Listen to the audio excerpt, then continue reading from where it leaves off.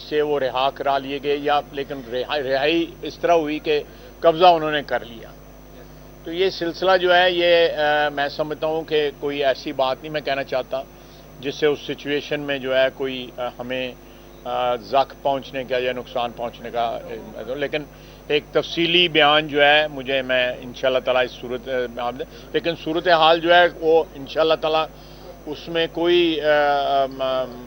एक वाक़या हो गया है लेकिन उसमें सबसे जो अफसोसनाक पहलू है कि पूरी की पूरी हुकूमत जो है केपी की वो लाहौर बैठी हुई है, ज़मान पाक में बैठी हुई है, वहाँ पे कोई वाली वारिस नहीं है।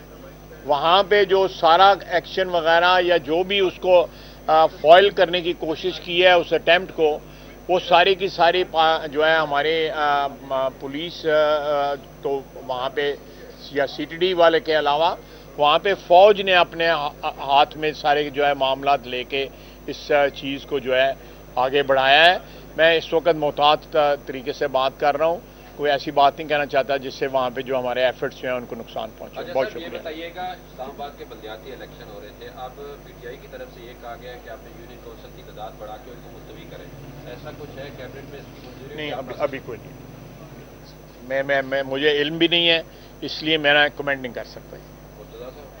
नहीं, अभी इस हवाले से फायद साहब ने जवाब दे जी। थैंक यू वेरी मच जी, बहुत शुक्रिया। तकरीर भी सुन ली है तुसी ते, भी सुन लिया। थैंक यू बहुत।